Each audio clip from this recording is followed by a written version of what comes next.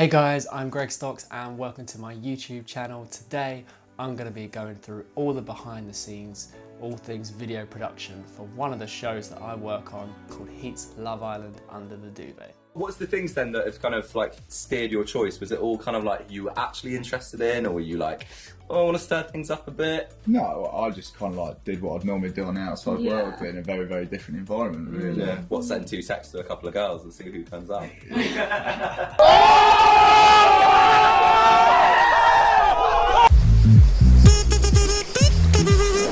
So Love Island Under the Duvet tends to do really well on the views. Some episodes get 500,000 views, others maybe a bit less, sort of 200,000. But yeah, it's great if you are interested in Love Island because you can find out some extra gossip basically. And these videos are just regular, you know, when someone gets booted out of the villa, we tend to get them in the next week or two if their schedules are okay and match. One of our most recent videos with Anton and Belle from this year's Love Island series was actually at number 7 on YouTube's trending list, which was amazing for our YouTube channel Heat World. So to give you a breakdown of the day, the guests come into the building, they might do 1 or 2 radio interviews, and then they come into our studio where we then sit them down under the duvet, and Jordan Lee from Heat interviews them about all things Love Island. They're under the duvet for about 30 to 40 minutes max, and then once we've finished recording, we'll then take the SD cards, we'll run them upstairs, back up the footage, and then we'll crack on with the edit. We're normally editing from anywhere between 11 to 12. We have a quick lunch break and then we get the edit done by 5 PM, and that's a weekly show that we have going up on Thursday on Heat World. So this is our studio, guys. As you can tell, it's quite cozy, but this is where everything happens video, from celebrity interviews to music gigs, live sessions, to shows like our Love Island Under the Duvet show. This is where it all happens. And as you can see, we have a TV screen at the back, you know, where we put different branding on that screen. We have LED panels going around the room, which we can adjust the colour of and the brightness of.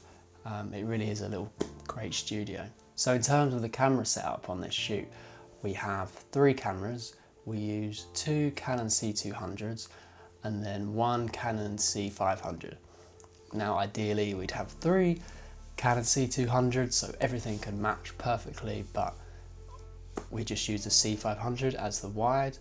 We have a Canon 16 to 35mm wide lens on that camera, and then we have 2 cameras either side, the Canon C200s with a 24 to 70 Tamron lens, f2.8, and then on the other camera we've got a Canon 24 to 70 lens, f2.8. Sorry, as you can tell, I'm a bit ill, I've got a cold, but I'm determined to make this YouTube video nonetheless. Personally, I love the Canon C200s. They are the most favourite camera that I've used so far. Previously I used the Canon C100 and then the C100 Mark II, and I thought the C100 Mark II was a really great camera. And then I used the Canon C200, and then for one shoot I had to go back and use a C100 Mark II, and I was like, oh my god, the difference in quality is crazy. And now I just don't want to go back to the C100 Mark II. The Canon C200 is just so nice. Now something that I find is that the Canon C500 can often look a bit cooler than the Canon C200, so we tend to bump that white balance up quite high just so it matches the other 2 cameras. So about 7,000 on the white balance scale on the C500, and then on the C200s we normally go for about 5,500.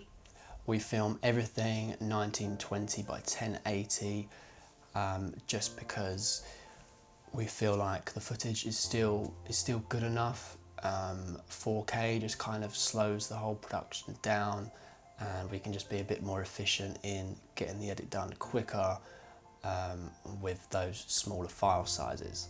So that's the white balance, guys, in terms of the camera settings. So like I say, 1920 by 1080, we shoot at 25 frames per second, and then shutter speed we keep on 50.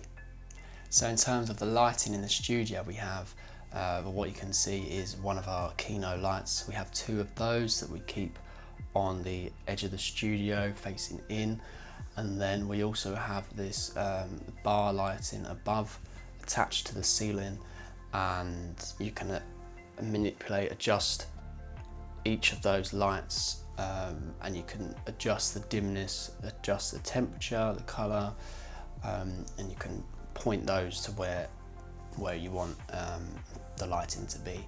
So in terms of audio, guys, we actually on last year's series we went for the handheld stick mics, but looking back we just felt it just looked a bit naff, so we opted this year for some lavalier mics. However, we found that the lavalier mics can be a bit unreliable. Sometimes you can get frequency issues and you just get this noise in your ear, and again, it's all about just being efficient and getting things done. We want things to look and sound great, but it's also important to get the content out there ASAP. So we actually found that the most reliable source of audio was using shotgun mics, and what we have is we have those mics set up on mic stands, again sort of either side of the bed and pointing in, and then we have XLR cables that connect up to the wired to the C500s, and we set those levels to auto, and boom, you know, the audio sounds absolutely fine. It's super reliable, to the point, you know, we still check every time, but realistically, like, you wouldn't even need to put your headphones on. However, I don't advise never check the audio, always check just in case, but it is that reliable that we know the audio is going to be great. You just plug the XLRs in to input 1 and 2, set to auto, and your job is done. You've obviously got to keep those mics out of each shot, so you just got to carefully place those and make sure they're at the right heights, pointing, you know, towards the mouse. But yeah, I'm glad that we made the switch over to these mics, because they're just, like I say, super reliable.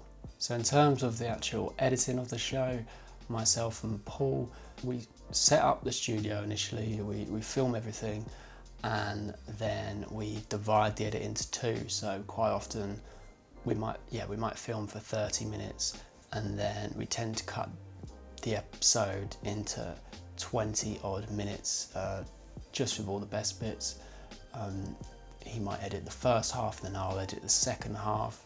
I'll send the project over to him, and then he'll add the color grade, and then that's it. Then we export it and upload it onto YouTube. We cut out some social clips that go onto Twitter and Instagram, but that is essentially what goes into making one of our Love Island shows. So there you go, guys. I hope you find that valuable. Hope you got to learn a little bit more about video production, or maybe you're just a massive Love Island fan and you want to see what goes on in our studio. If you have any questions, guys, about anything video production, then please drop me a comment below. If you have liked this video, then please give it a thumbs up. It really does help. Please subscribe. I will be making more videos about video production. Expect some photography tutorials as well. And I love traveling, so anytime I'm away, I'm going to be making travel films and giving you advice on all things travel. Thanks for watching. Peace out, positive vibes, and I'll see you in the next video soon. Okay, bye.